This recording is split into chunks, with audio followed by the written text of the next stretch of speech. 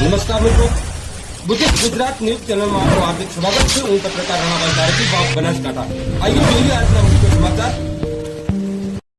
પોતાની ચેનલમાં હજારો નહીં પણ લાખો માણસને લાઈક કરાવી દે ને એવા અમારા જબરજસ્ત એવા પત્રકાર અને અમારા વાવ તાલુકાની પણ ઉત્તર ગુજરાતનો જેને હાવજ કહેવાય એવા રાણદાસ પારગી સાહેબને અમારા લાખ લાખ વંદન કરીએ છીએ.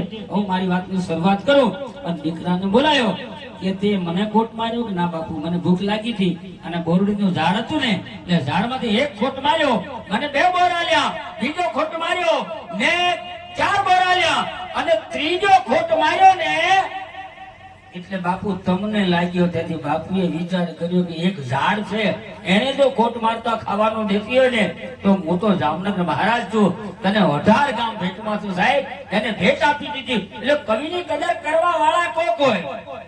અને જે માર્કેટમાં આવે સાહેબ, માર્કેટમાં આવે ને એમને એમ ન આવે, એ 1000 માણાના મોઢે ચડી જતો હોય માણા ક્યારેય માર્કેટમાં આવે. એટલે મારે એમ કેવું કે જીવો જસ લેનાર, જીવો પરમાર્થમાં પૂરો, જીવો કવિએ વખાણ્યો, એની આશા સૌ કરે.